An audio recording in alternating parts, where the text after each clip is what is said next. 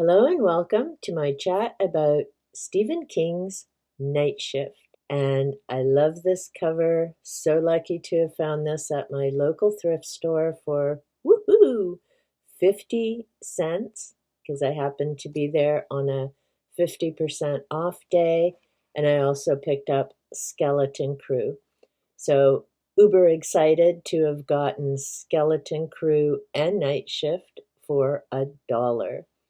It has been decades since I read Night Shift. I've always loved this cover. Of course, back then it didn't have the big thing about maximum overdrive. It does make me sad that they do things like that on the cover because it really takes away from that creepy hand. But it is a thing. I just recently got the Vampire Lestat, book 2 in the Vampire Chronicles that I'm reading with Kat. We're doing a book a month, so that will keep us happy and visiting with our vampire pals as it's a reread for both of us. But even on this book, we have that sticker that doesn't come off.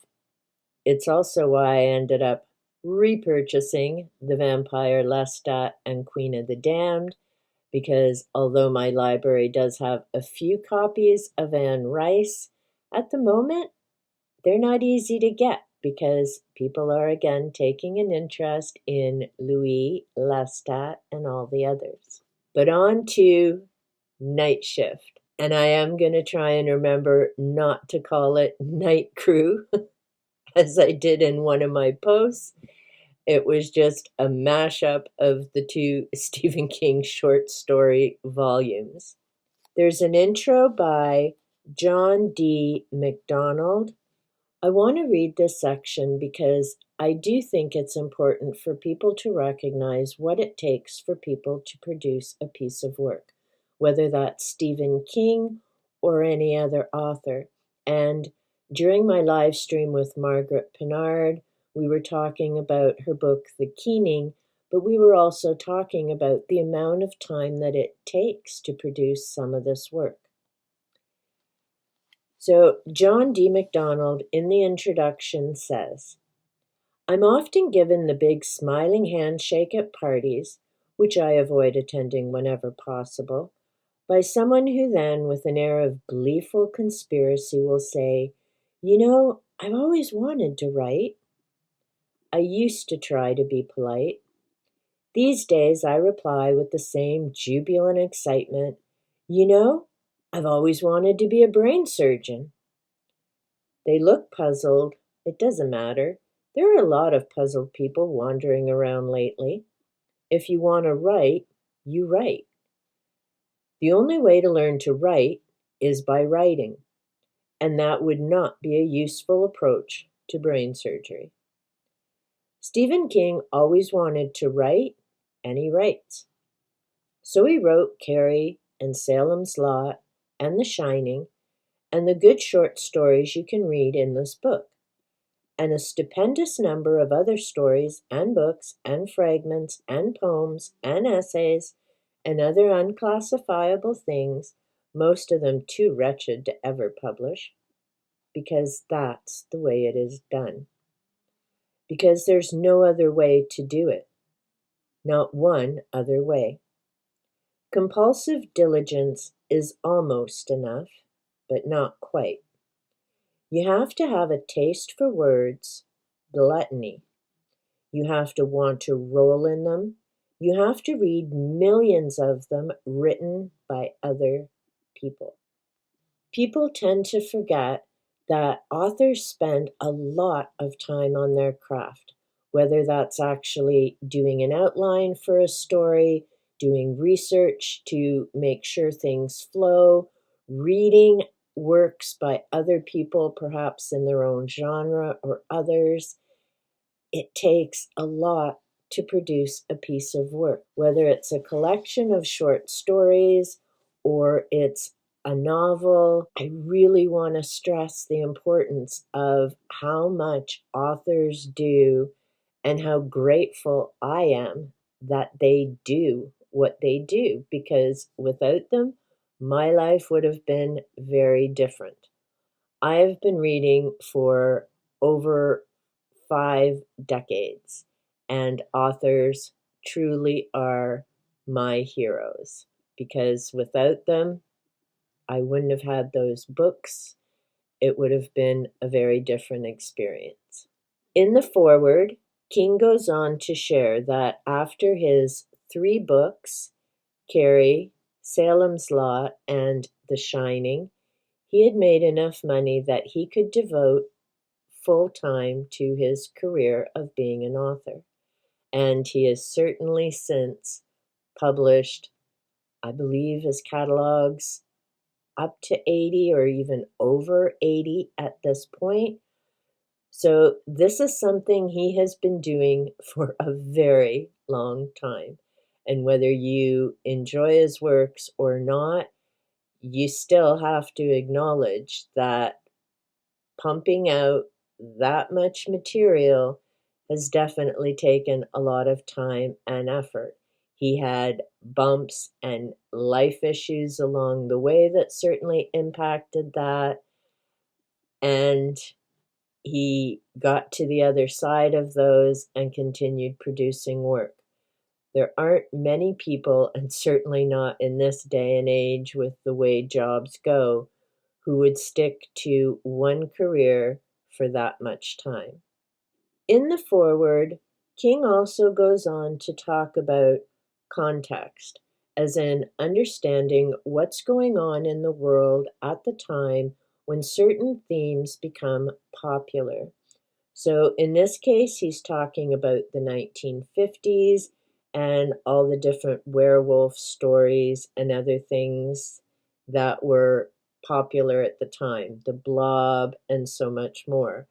And that's part of why, with my own personal library, I've been looking at getting started on creating that timeline and looking for those themes where things connect. So, why are UFOs popular at certain times?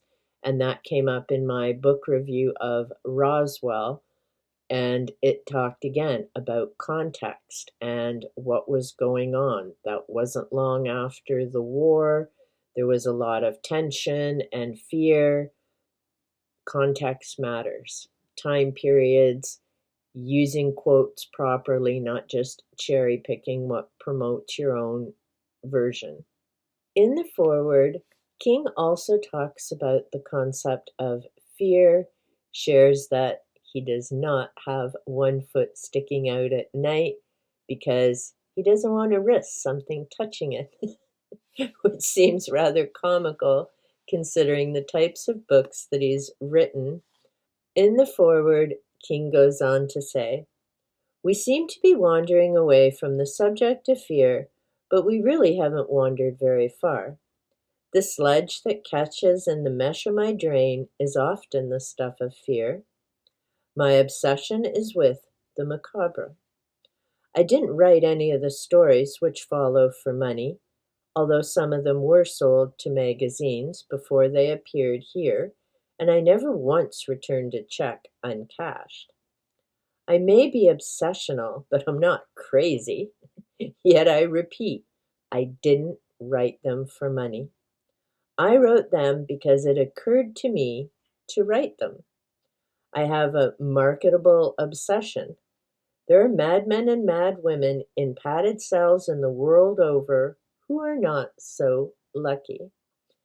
I'm chuckling a bit through that, and not just because he said he's never left a check uncashed, but I know some people do comment about perhaps part of why King is as good as he is, all those different things floating in his head become stories that other people read and enjoy. So he has an outlet for those different things floating around either in his dreams or his thoughts. The other reason I'm laughing is that in the beginning of the book, it does show where all his short stories were published. And I find it hilarious that 2 of them were published in Penthouse. which, if you don't know what that magazine is, let's just say, I guess some people were buying it for the stories and not the girlies. And we'll leave it at that. I'll go through the 20 stories very quickly, no spoilers, just in case you were wondering about picking up Night Shift. Now, story number 1, I'm not going to talk about. It's called Jerusalem's Lot. I recommend going to Darkstar's video because she did a wonderful discussion about Jerusalem's Lot versus the novel Salem's Lot. Number 2 is called Graveyard. This has to do with a factory, a bully, rats. Number 3 is called Night Surf. It made me think of a baby The Stand because there is a flu and it's called Captain Trips. Now, it has been a long time since I have read The Stand, decades, and a long time since I've watched the movie. So I can't remember if the disease there is called Captain Trips or if that name comes up in one of his other novels. If you know, let me know in the comments down below. Number 4 is called I Am the Doorway. This has to do with space travel. It's definitely good for a laugh now in 2025. Because we know so much more about Venus and Mars. It's a great read because it makes you think about, usually when people get that idea of aliens in their mind, they're thinking of tall, massive creatures or a variety of other things. And this story, yeah, it gives you the creeps because sometimes they don't have to be big to be scary. Number 5 is The Mangler. This is set in a large cleaning company, a laundry facility. Trying to think, I can see the colors of the company here, but they take in towels, bed sheets, massive laundry business. There are issues with a machine, bizarre things start happening, and let's just say the likelihood of this story happening in 2025 is pretty much slim and nil. And it's a great lesson in why people who don't know what they're doing probably shouldn't be trying to do an exorcism. Number 6 is The Boogeyman. This has to do with what's living in your closet and what do you do as a parent when your kids tell you there's something in the closet. Number 7, Gray Matter. This one reminded me of one of the clips in Creepshow, where comically it was Stephen King who played the main character in that one. This story is about a father who has issues with drinking, gets a not good can of beer, and things just spiral out from there. Number 8 is Battleground. And again, another lesson about your adversary doesn't have to be huge to make your life challenging. Number 9 is Trucks, and as they've put on the front cover, it was the basis of Maximum Overdrive. I don't remember ever seeing that one. Let me know in the comments down below if you did. And in this case, as the name implies, we have something going on with transport trucks and smaller trucks and humans that are having to make some very challenging decisions. Number 10 is Sometimes They Come Back. We have a teacher who's had a nervous breakdown. There have been some very traumatic events throughout his life. He's finally ready to go back to work, gets a job at a new school, and things don't quite go the way he planned. Number 11 is Strawberry Spring. This one is based at a teacher's college. There are events going on, there's a fog involved, and on page 176, and you'll know why I'm mentioning this at the end of this paragraph. The press, always fickle, ignored the strong resemblance our murderer bore to Jack the Ripper, and dug further back all the way to 1819. Anne Bray, she's one of the people in the story, had been found on a soggy path of ground some 12 feet from the nearest sidewalk, and yet there were no footprints, not even her own. An enterprising New Hampshire newsman with a passion for the arcane christened the killer Spring Hill Jack, after the infamous Dr. John Hawkins of Bristol, who did 5 of his wives to death with odd pharmaceutical knickknacks. And the name, probably because of that soggy yet unmarked ground, stuck.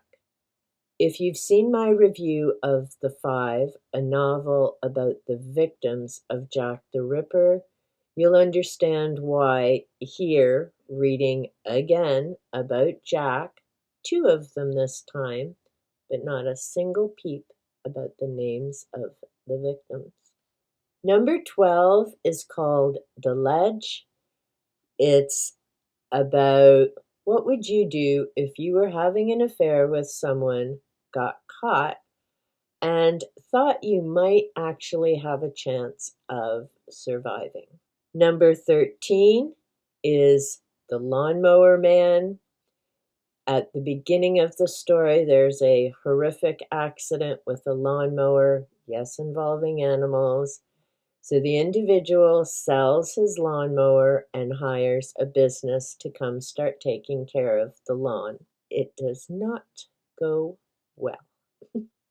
Number 14 is Quitters, Inc. As I say, it has been decades since I've read the short story collection, and Quitters, Inc. is the only one that I remembered very well. As the name implies, it's a story about what would you do to kick a habit and how long are you willing to stick with it.